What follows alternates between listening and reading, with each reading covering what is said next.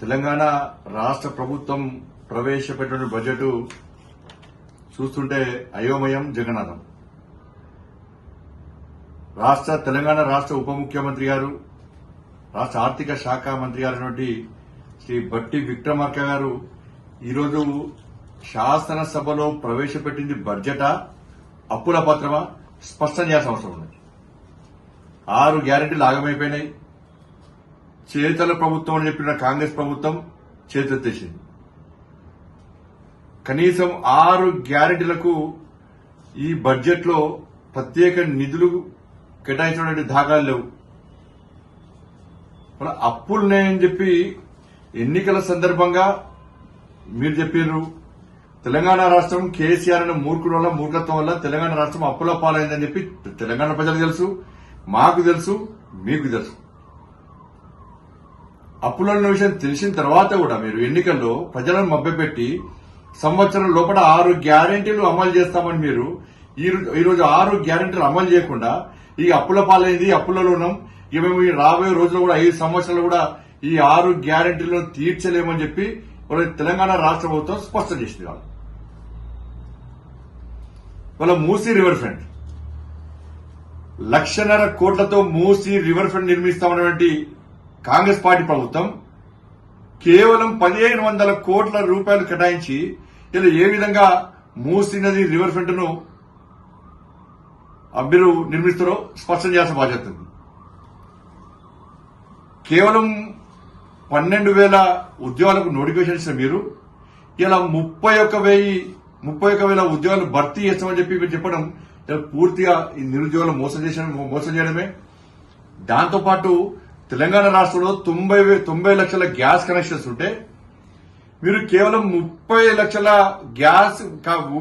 Ration కార్డులు ఉన్నటువంటి పేదలకు మీరు గ్యాస్ సబ్సిడీ ఇచ్చి 90 లక్షల అర్హులైనటువంటి రేషన్ కార్డు అర్హులైనటువంటి పేదలందరినీ నడ్డి విడిచింది మీరు కాదా? దాంతోపాటు రుణమాఫీ విషయంలో రుణమాఫీ వల్ల రైతులు నష్టపోయారని మీరు చెప్పారు. వాస్తవం కేసీఆర్ మూర్ఖత్వంగా ₹1,00,000 రుణమాఫీ చేస్తానని చెప్పి కేసీఆర్ ఇలా రుణమాఫీ చేయకపోవడం వలన రైతులు ఇబ్బంది పడ్డారు. మరి మీరేం చేయాలి? ఇప్పుడు రైతులను ఈ విధంగా నష్టాలు ఊబిలో నూపుతారా? ఇప్పుడు డిఫాల్టర్ లిస్ట్ ఉన్న రైతులను డిఫాల్టర్ లిస్ట్ నుంచి వాళ్ళ పేర్లు తొలగించి క్లియరెన్స్ సర్టిఫికేట్ మీరు ఇప్పిస్తే వాళ్ళు తిరిగి రుణాలు తీసుకునే అవకాశం ఉంటుంది, అన్ని విధాలా ఆదుకునే ఉంటుంది. ఇది మీరు చేయగలుగుతారా? దాని గురించి ఊసేలేదు. ఇవాళ మతానికి సంబంధించి భారతీయ జనతా పార్టీ మతతత్వ పార్టీ అని చెప్పి నిన్న మొన్న చాలా మంది అసెంబ్లీ వేదికగా మాట్లాడారు.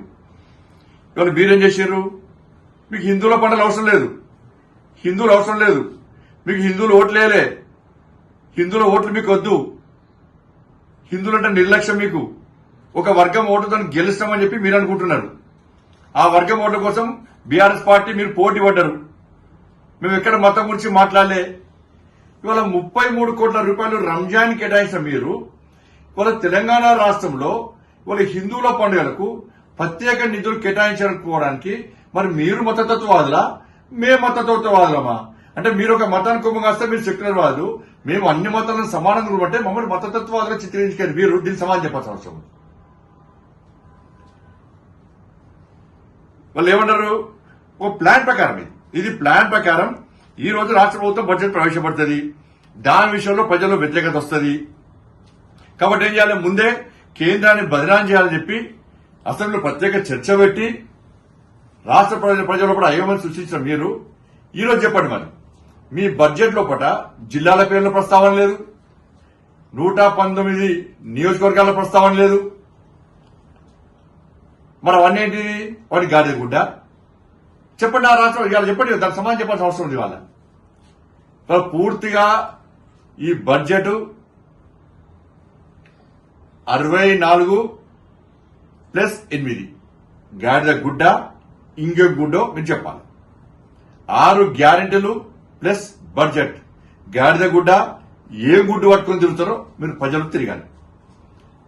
కాబట్టి ఇవాళ త్రిపులాలకు కానీ ఇంద్రమ్మ ఇండ్లకు కానీ కేంద్ర ప్రభుత్వం నిధులు ఇస్తుందా లేదా స్పష్టం చేయండి.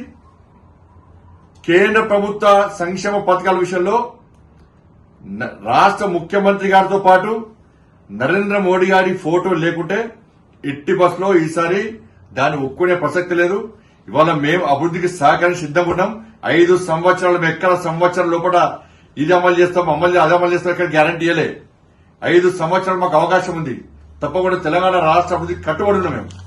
మీరు గత ప్రభుత్వం లెక్కనే ఇలా కేంద్ర ప్రభుత్వాన్ని తిట్టి దూరమయ్యే ప్రయత్నం చేస్తే అది మీకు నష్టం. తెలంగాణ రాష్ట్ర అభివృద్ధికి కట్టుబడి మేము ఉన్నాం. తప్పకుండా సహకరిస్తాం. కాబట్టి ఈ బడ్జెట్ విషయంలో రాష్ట్ర ప్రజలు ఆలోచించాలి. ఇది గాడిద గుడ్డ ఏం గుడ్డో కాంగ్రెస్ పార్టీ నాకు స్పష్టం చేయాలి.